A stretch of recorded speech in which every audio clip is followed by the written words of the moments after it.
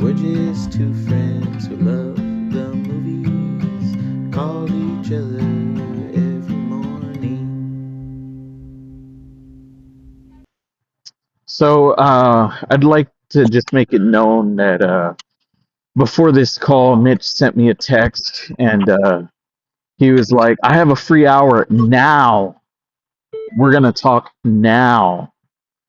And so he kept me away from Vanessa and I spending some quality time together watching The Great Gatsby, the 2013 version. So yeah, I mean, that's how my day's going. What about you, Mitch? Oh man, I'm sorry, dude. I didn't know you were with the fam. I wouldn't have tried to call. Nah, I'm just kidding. She was gonna do some other stuff. We were like a little over halfway through with it anyways. Oh, you like that movie? I'm in the minority. That's one of Vanessa's favorites and I've always enjoyed. I have good memories with that. What when it came out, uh little fun story, me and some friends from high school, we went to the beach because it was yeah, we went to the beach and we spent a week out in the beach. I remember that week while we were gone, we watched Pain and Gain, the one with Dwayne Johnson and Mark Yeah. Wahlberg in theaters. And then at we were at one of my friends his family's summer house and we popped in Star Trek the 2009 one. And then Yep. on our way back, we stopped in Trustville and Oh we yeah. watched The Great Gatsby. And I remember that day because I walked in and I saw my doctor from a little kid, onto when I was like 17 or 18, basically our family doctor. At And the theater.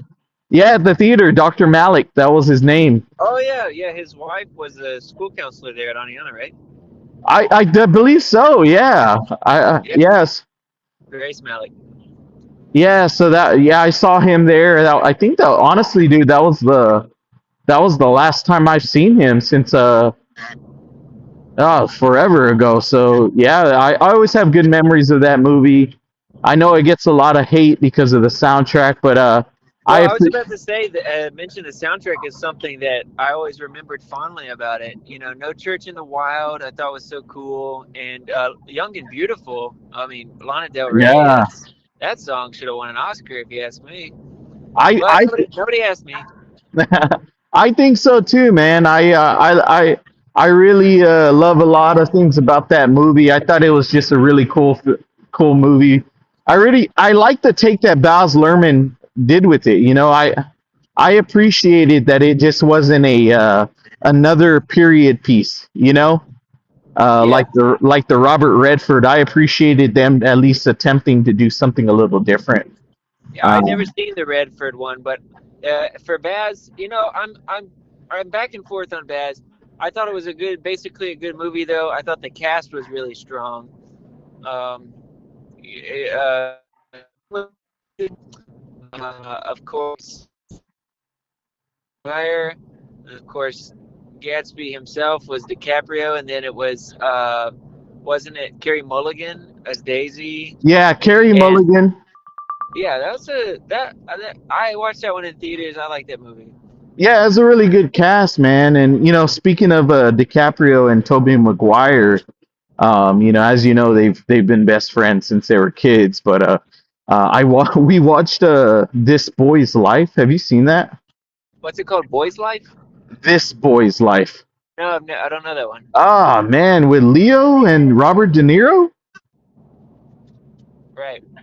Yeah, man. So apparently, when Robert De Niro met Leo, uh, he he uh, he really impressed him, and so he went over there to Martin Scorsese and was like, "Hey, you gotta check out this kid." And so eventually, years down, Scorsese we ended up working with Leo. But yeah, man, if you get a chance, this boy's life is about his this writer actually who Tobias Wolff. Do you know who that is? No, sir.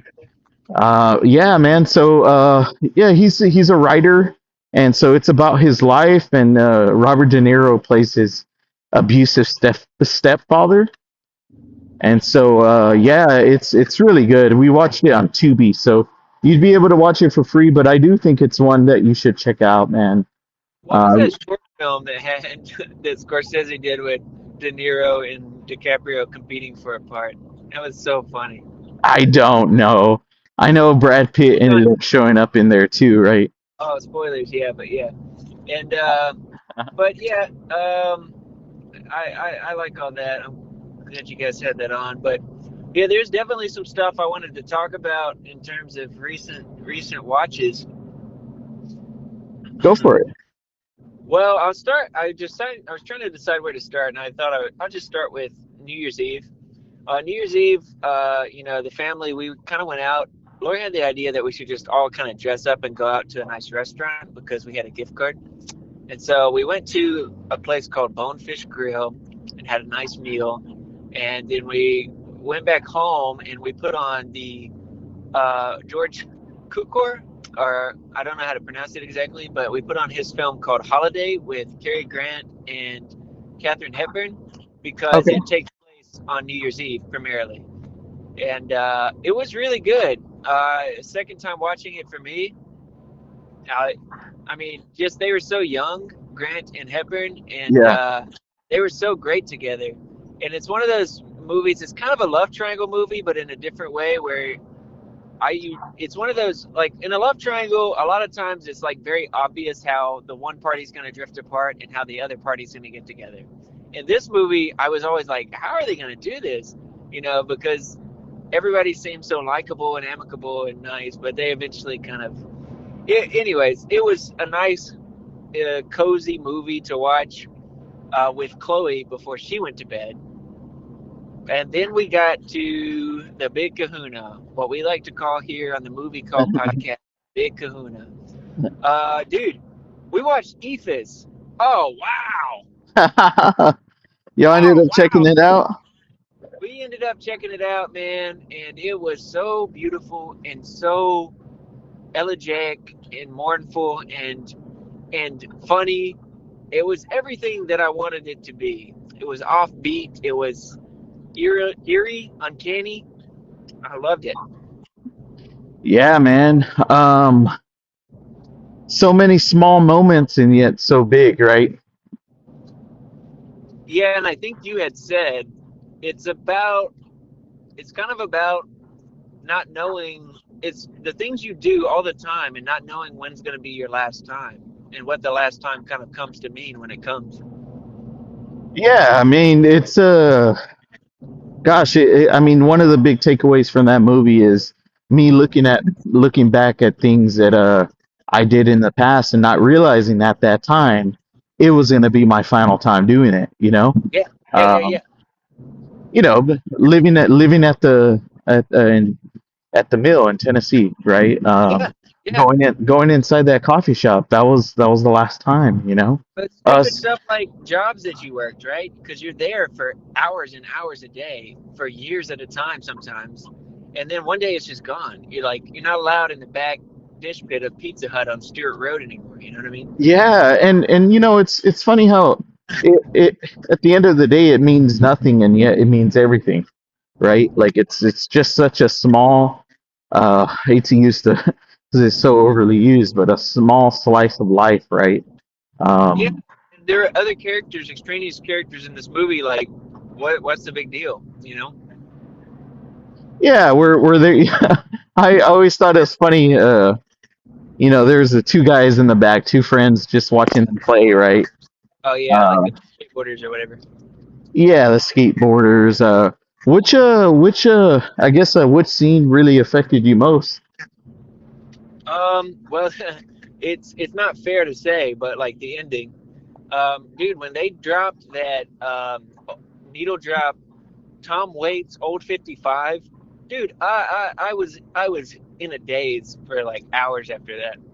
In fact, it was the perfect movie to watch at the end of the year, you know, because it's about things ending and that you can't get back, and um, after that song started playing, dude, Lori fell asleep, and I was just kind of pacing around the house, and I was like, eventually I kind of whispered to her, I was like, I'll be back before midnight, and I just took a drive, and I didn't know where I was going, just kind of circling the town, and stopped to get gas, and I saw like a Walmart in the distance, and like fireworks were cracking over top of it, and then I got back in my car, and I saw a big crowd at this building had the title House of Glory. And I was like, well, that's got to be a church. And so I just went in there, and everybody was like, hey, yeah, come on in, and Happy New Year in advance. And they kind of ushered me to a seat. And all of a sudden, like, we were taking like communion. It was really weird. They like gave me the elements, like it was a Protestant, I guess it was a Protestant church. So it was like Yeah. juice and a wafer. And and I was like, what's going on? These guys are all in this place, and they're gonna have this memories. Or the last time you stepped in your church, or the last time you. And I was just like, felt like I was in this liminal space all night. It was a perfect movie to end the year with, and I'm so glad I watched it. And I think everybody should watch it. I mean, it won't be to everybody's taste, that's true, Yeah, but for I sure. feel like anybody that happens upon this podcast, anybody that's like just into movies, it's a special volume from 2025. Mitch, it's interesting that you were talking about how you just took a drive, you stumbled upon that church, right? I and I don't know, maybe me and you are very similar in terms of how we see the world and how we feel movies, and but it's the moments that take us out of our routine that remind us uh, about what really matters and makes us feel alive. These these random moments, where same thing with me and Vanessa, where we just took a drive and we went to this restaurant that we always had wanted to go to, and we just were sitting outside and we just started dancing because they had like this, you know, 80s club music on, and it just was the most random thing, right? And so this movie reminded me of that, and I'm glad you got to watch it, man. I hope Lori liked it. Yeah, she did like it, and we still need to kind of talk about it. But what you're saying is true. Like when you get off your routine, but also like the routine, like the stuff that you build. Like if you play, a couple hundred baseball games on a field, and it's just like you can't even appreciate it in the moment if you tried. That's how I felt the last summer we were at the mill. Like I was like grinding to just try to like I was like, how I want to appreciate this now, and I was like, you almost can't. It's just like an investment in your future when you look back. It's just something. It's just something like you're creating to look back on almost that you can't even appreciate it. I mean, sometimes there's these rare moments where you just kind of can be there and you feel it and you get it. But to me, it's rare. But I say again that Tom Waits needle drop. It made me think that's the second time this year that Tom Waits has been the closer. I didn't mention it when we talked about Knives Out, but come on down to the house, or come on up to the Yeah, house. That's a really good closer, and it's a really good song. Tom Waits is so good. Actually, I don't know if you even know this, but when me and Wesley were driving down to your wedding in Colorado, obviously we had like 18 hours. Um, we listened to his full discography. no, I didn't know that, man. Yeah, yeah, yeah. And it was also funny on that trip. Now I'm kind of going on a rabbit trail, but we uh, we watched a movie. But you know how Wesley is, dude. He doesn't like. He likes to watch them the right way. You know what I'm saying? Like Yeah, the right. So I was like, Wesley, try to find us a movie that makes sense to watch on the phone. And so he did a little research, and he found the Mark Duplass movie, Language Lessons. Did you ever see that one? no, I didn't. No. It's a nice movie, but the thing is, the whole thing takes place basically on FaceTime, Zoom, Yeah, uh, and so it like made sense to watch on your phone, which I think is like a cool thought exercise. Like if you don't have like to try to tailor what movie you select to the circumstances you're in, it's kind of a fun game to play. dude, that is a fun little game to play. I almost think that as the start of the new year, um, we're getting closer to making our list and all that, that may be something we may want to do for a video, Yeah, maybe. that could be fun.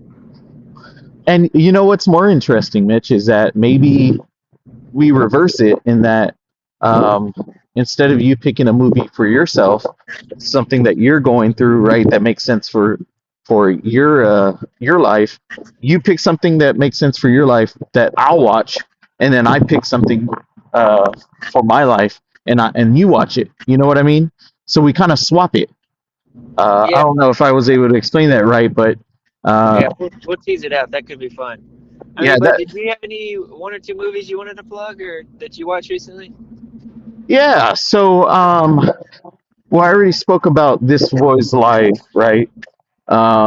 Which I highly recommend it if you haven't seen it.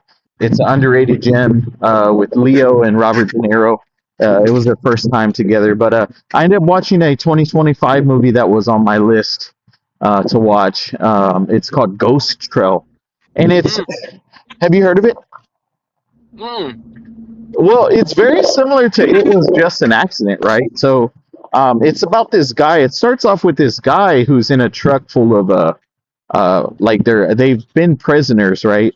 And the military, they drop them off in the desert, right? And some of them end up dying out in the desert. And this is just within the first scene, right? Oh And wow. you see one fall down and all that. And anyways, it flash forwards to 2 years later, right?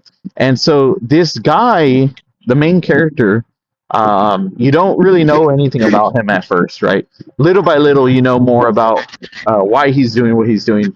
But he's part of like this, like I don't want it, like this organization, right?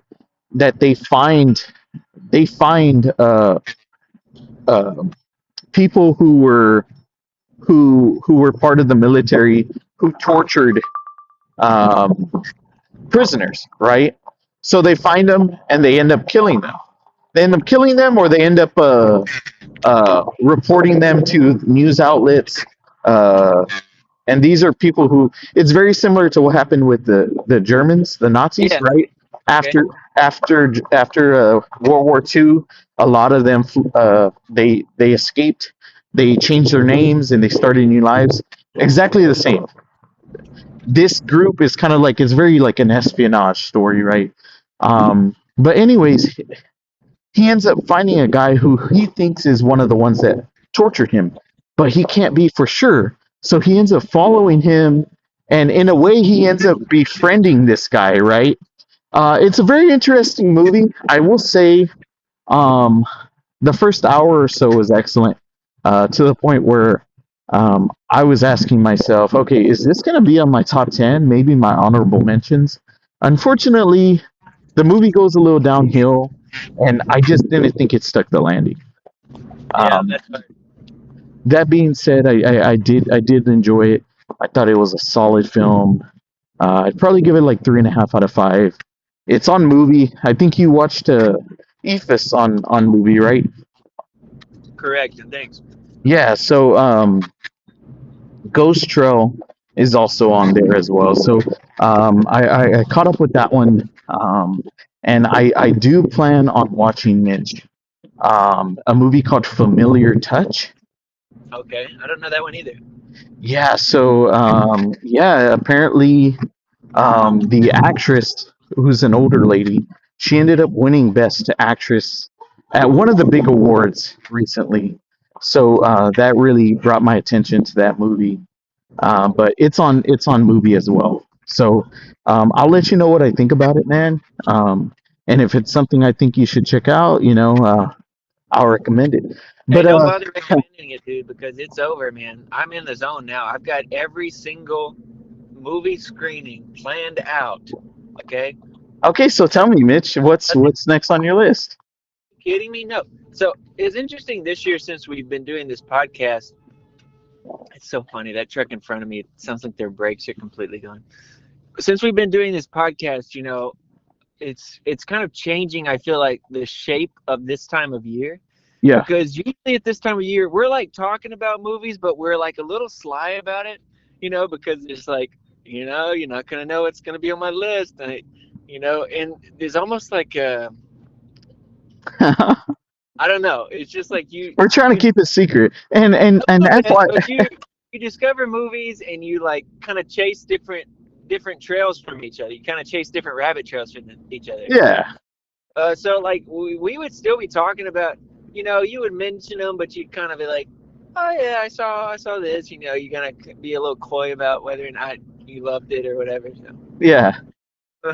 Well, I've always, it's kind of like a game, right? And that's Yeah, something that we always do when it comes down to the year-end list is that we always try to like figure out, okay, what's on your year-end list, you know? And FYI, who knows? Maybe I'm messing around with you. Maybe I'm talking up a movie to make you think that it's my favorite, you know? yeah. Well, it's getting intense. I hate that I'm at this time. So Lori, every year for our Christmas gifts, we do a theme, and this year the theme was blue. And she like made this really good, like, it's hard to explain, but it's like a menu of stuff that we're gonna like do together. Like we're gonna go to like this blues jazz bar, and like there's like anyway, but part of it, to the point, is she had a selection of 3 movies that had blue in the title and I was like, oh yeah, this is awesome. I can't wait to watch these.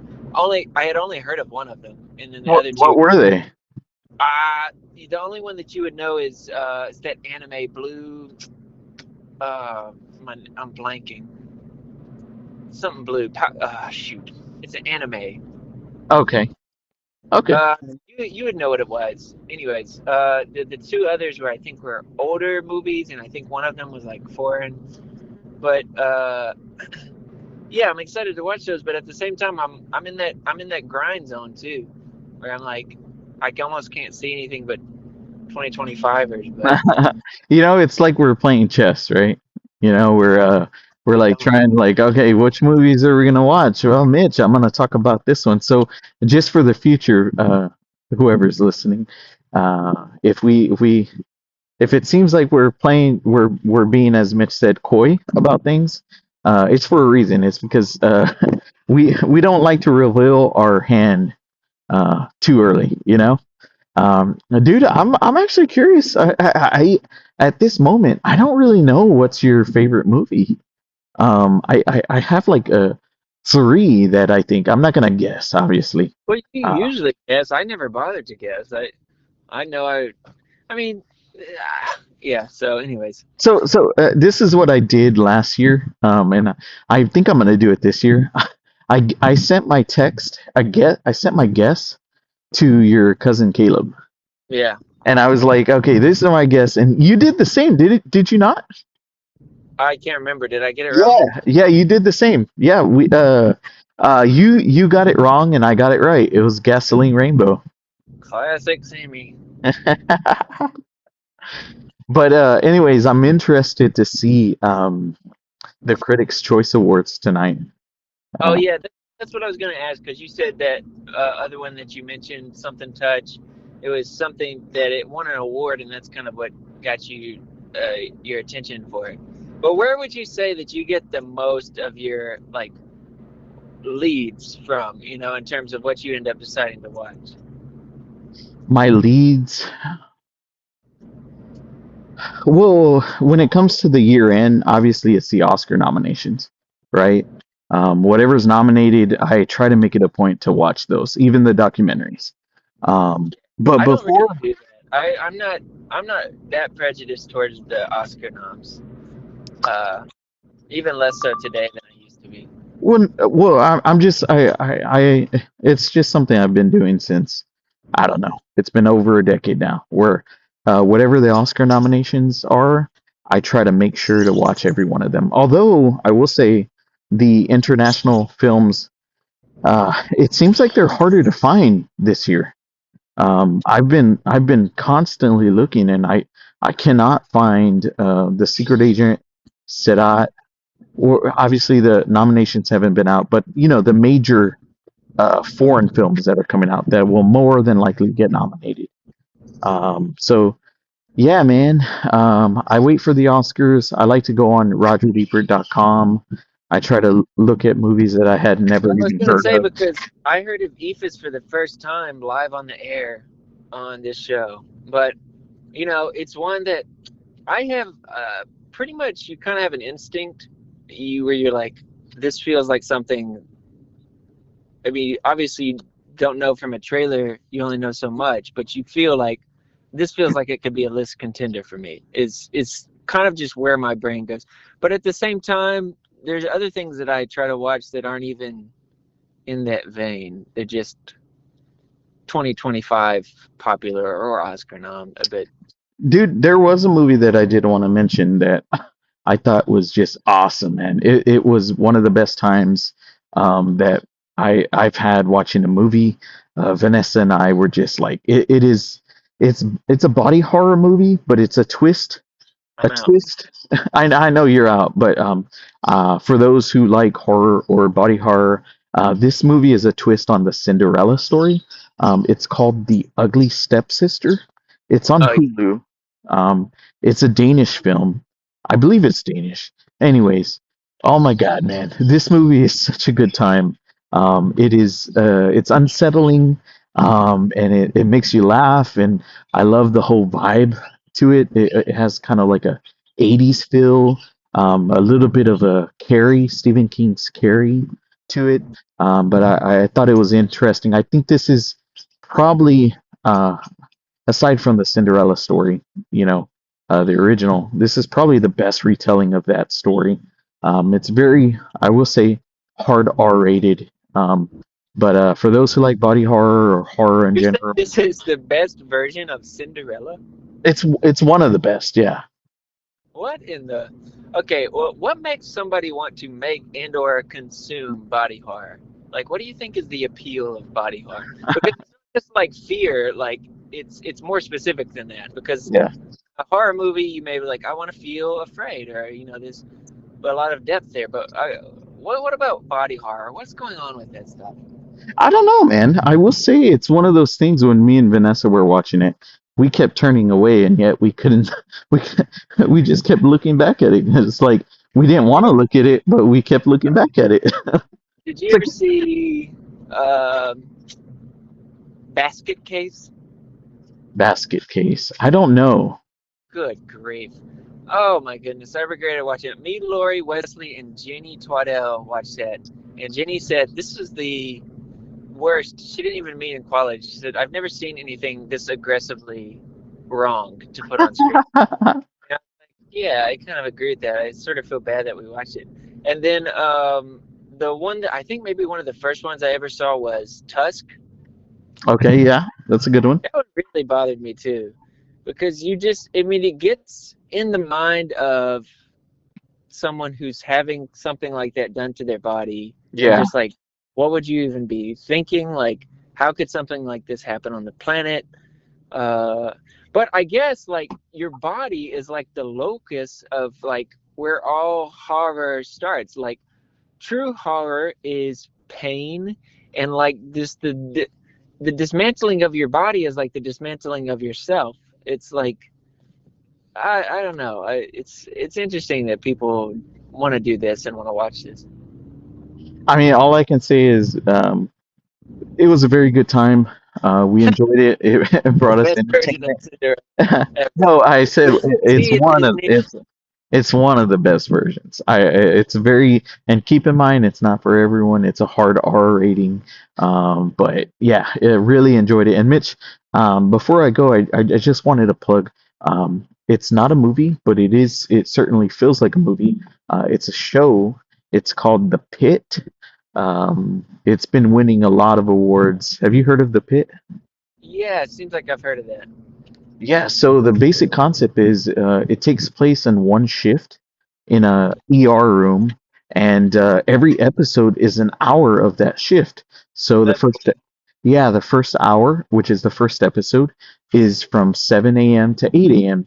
and then so on. So there's 15 episodes, which equals 15 hours. that's Really fascinating stuff, man. It's an incredible watch.